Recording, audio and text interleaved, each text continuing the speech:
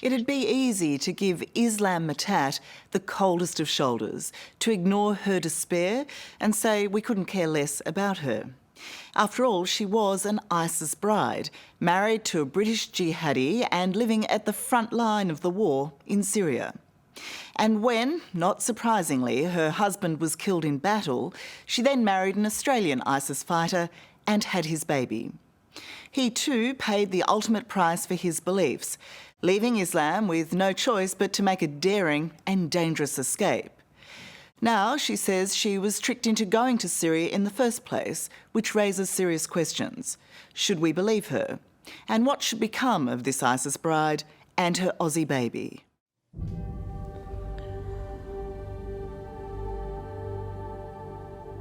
"24-year-old Islam Mitat strikes a sad and lonely figure. And she's incredibly scared too. The feeling is that the war on ISIS has been won, that ISIS has been predominantly defeated. Yeah. Do you feel that? I don't think so. I don't think so, it's over yet. Because now you feel scared everywhere. As an ISIS bride, Islam has been exposed to the worst brutality. From men as well as other women. They will watch me, whatever I do, they're watching me. So I can't go out. From the extremism she had to be seen to support just to survive, and I was waiting any minute or any second I will die. To dodging bombs as the coalition tried to wipe out the terrorists of Raqqa. They smoke the bombs and there's no water.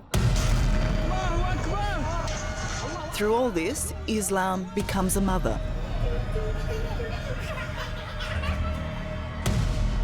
First to a son. I don't want my kids to grow in this because they teach them how to kill. And then to a daughter. The child's father, until now, an unknown Australian who'd taken up the ISIS cause. What was his story, this Australian man? Why was he there? He said what he told me. He came for help, to help the Muslims. Misguided recruits or fanatical killers. The threat of the ISIS men and women who now want to come home. It doesn't take much. It takes a rental van and one true believer.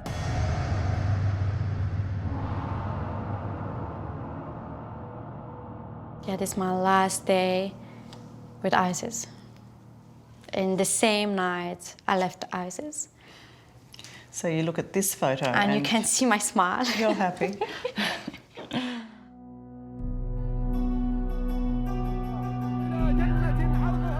How Islam Mitat got here in the first place, the ISIS caliphate capital of Raqqa in Syria, is the story of a misguided attempt at a better life.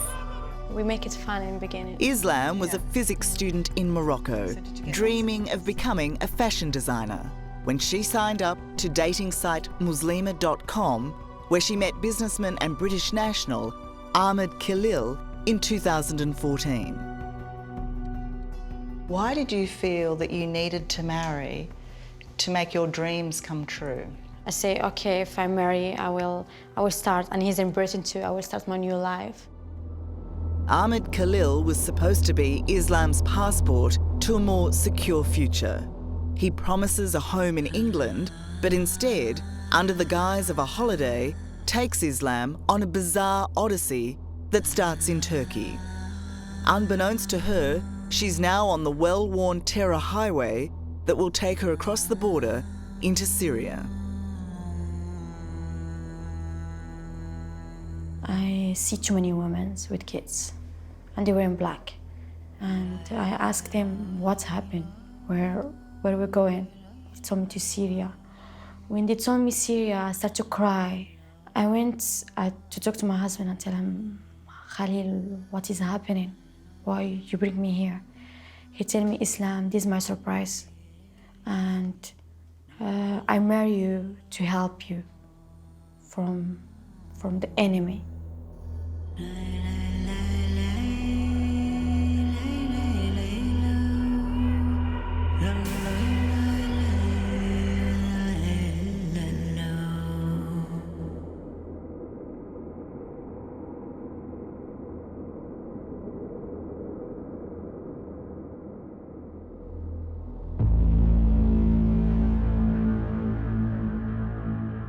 Back in Australia, a 21-year-old man from Sydney's west is planning his own secret pilgrimage.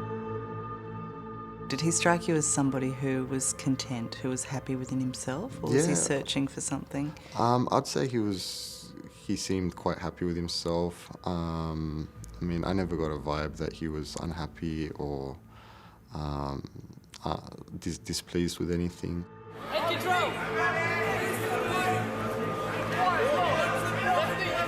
Kickboxing champion and medical student Faisal Sahib will run away to Syria and one day meet and marry Islam. But unlike Islam, he makes the choice to join ISIS, a decision no one who knows the quiet Western Sydney University student can understand or believe. Certainly not his training partner and friend Adam. The fighting that was going on in Syria in the name of religion was particularly brutal. Yeah. It was not just about killing people, it was about torturing them. Yeah. Does the Faisal you know fit into that picture? Not at all. Not at all. I mean, he was quite gentle, kind-hearted. You know, besides, training a martial art, it was never anything aggressive or, violent. So you would never have considered him an extremist? No, not at all.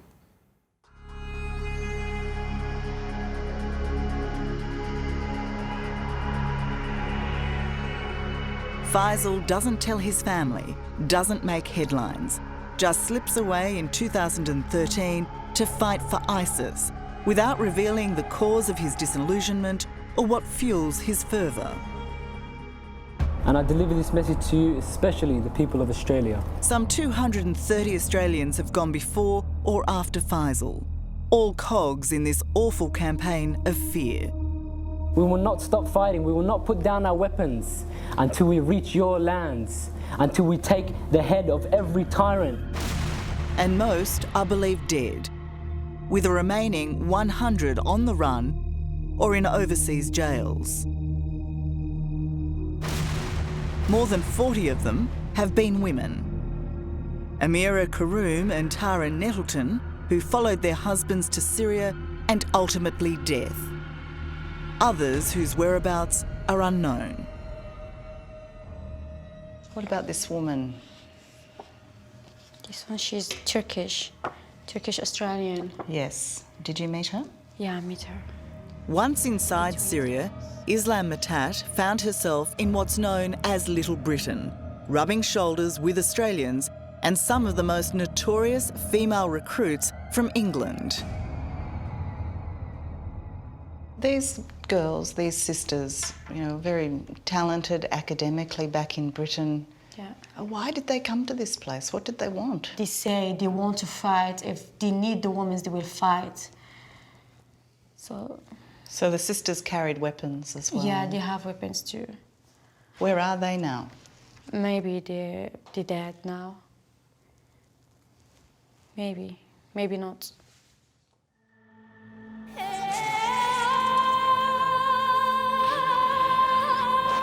Within a month of being in the terror state, Islam learned she was pregnant. Within days of that news, her husband was killed in battle. Now she was well and truly on her own. I was thinking, now I'm pregnant, and when I will bring my son to this world, it's so dangerous, and I was waiting any minute or any second I will die. As a woman living under ISIS, Islam was required to have the moral protection of a husband. So she married the unknown Australian jihadi, Faisal Sahib, who had somehow slipped under the authorities' radar. He was so soft. Like, when he see me cry, he cried too. What was his story, this Australian man? Why was he there? He came for help, to help the Muslims. But he told me when he came, he was shocked. And he was waiting for someone to help him.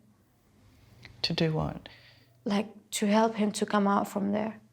Because all what they told him, everything they told him, it was just lie. What did he tell you about his life in Australia? He told me it was lovely life and it was nice with his family.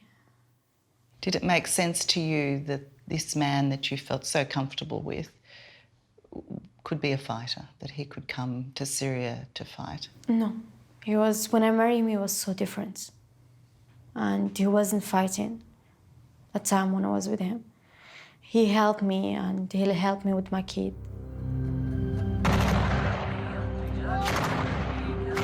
When Islam met Faisal, he was no longer on the front line. He'd been so seriously injured in battle, he couldn't walk. Did he hate Westerners? Did he hate Australians? No. No, he never... Just he told me he missed his life. He's missing his life. What did he think of people who didn't believe in the caliphate? He didn't talk to me about this. He never talked to me about this. No. So I believe he's different. He's not like them.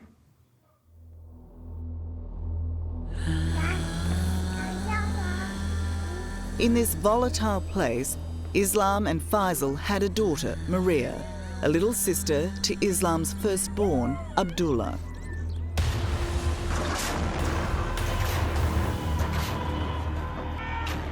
In Syria, what was your greatest fear? Did it come from the bombings, or was it the ISIS fighters and their wives? What made you scared most?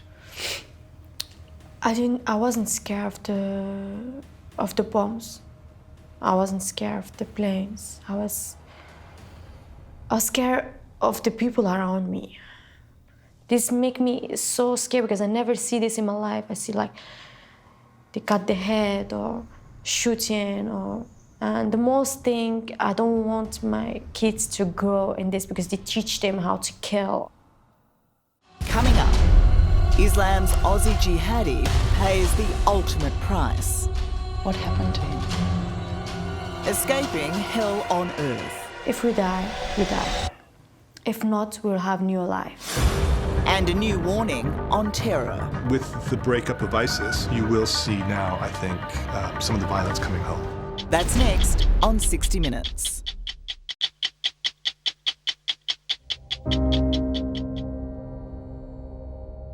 This one is Abu Yusuf, doctor.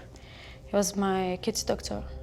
24-year-old Islam Mitat is remembering her time in Syria, a 3-year trip to hell where Australian doctor turned terrorist Tarek Kamla treated her children. It's a good system that they're running here. Everything lived up to my expectations completely. And where she met Faisal Sahib. It's Maria's dad. Maria's dad. Yeah, Your Australian husband. yeah. Faisal ran away from Western Sydney to join ISIS in Syria, but didn't find what he was looking for. He missed his life. He said, I miss him boxing. And he told me, I wish I didn't come here. Having recovered from a severe war injury, Faisal returned to the front line early last year. But this time, there would be no coming home. Islam was told Faisal was killed in a coalition airstrike.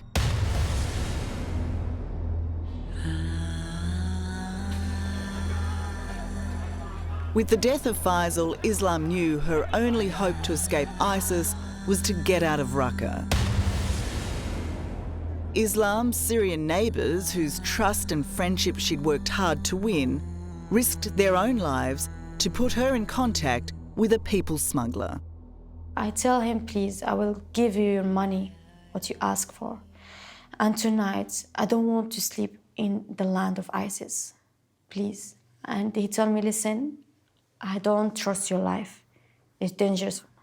So I tell him I don't care. If we die, we die.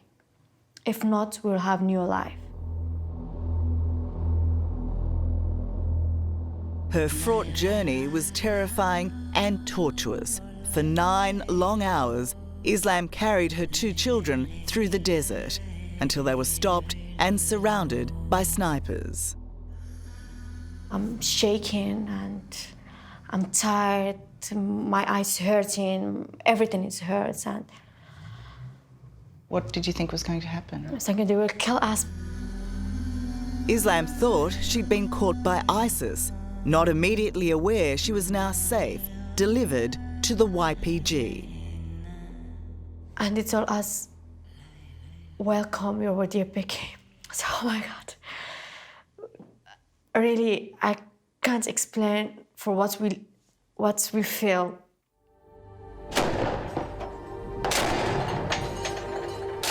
The YPG, the Kurdish fighters of Rojava, are friends of the West and fierce foes of ISIS. They gave Islam and her little family refuge for 4 months before helping her return to Morocco.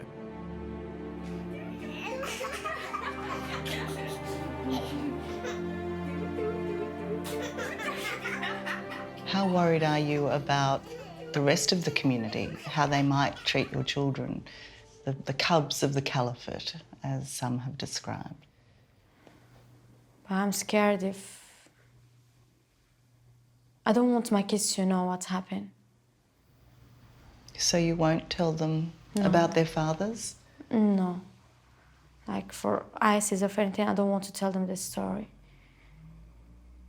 Because maybe they will be scared and they will say my daddy was ISIS or... And this will make their life bad.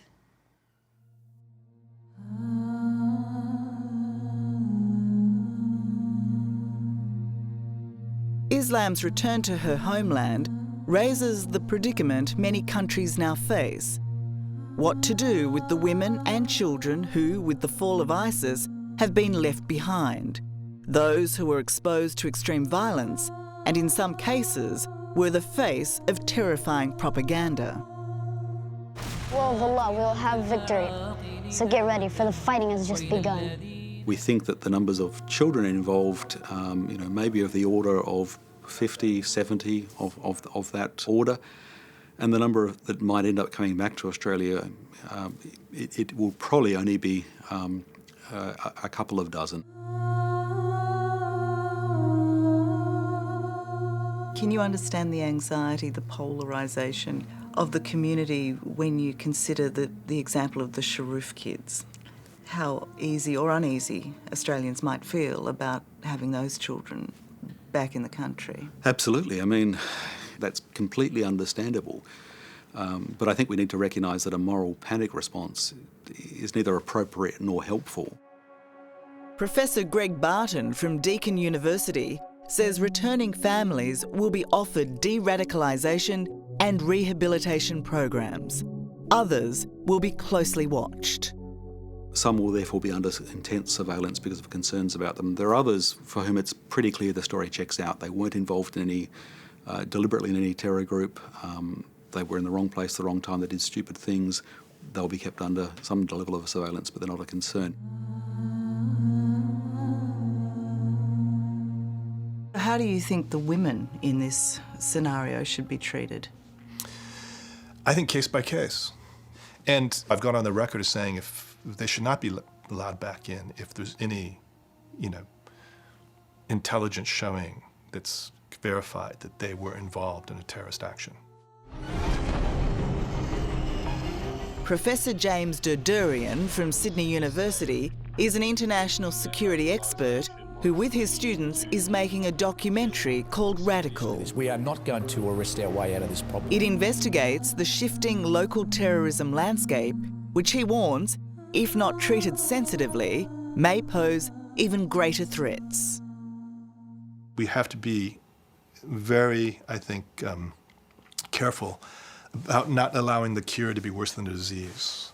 But with the breakup of ISIS and, the end of a territorial caliphate, you will see now, I think, some of the violence coming home. And what form will that take, do you think? It doesn't take much. It takes a rental van and one true believer. Islam is now free of ISIS, but restricted in other ways. To do this interview, she had to leave Morocco. We weren't granted permission to visit her there. With her daughter's Australian heritage, Islam may eventually look to come here. But for now, all she can manage is one day at a time. My dream, I want normal life with my kids. This is what I want now. Are you confident that you can fulfill that dream? That you can just lead a normal life? Really, I don't know when to start now. I can't make the papers of my kids how my dream is come true.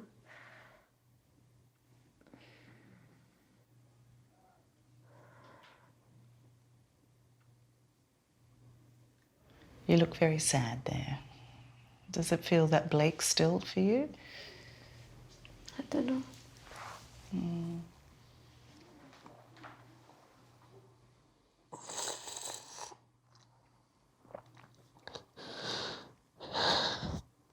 I just look at my kids, I feel so sorry for them.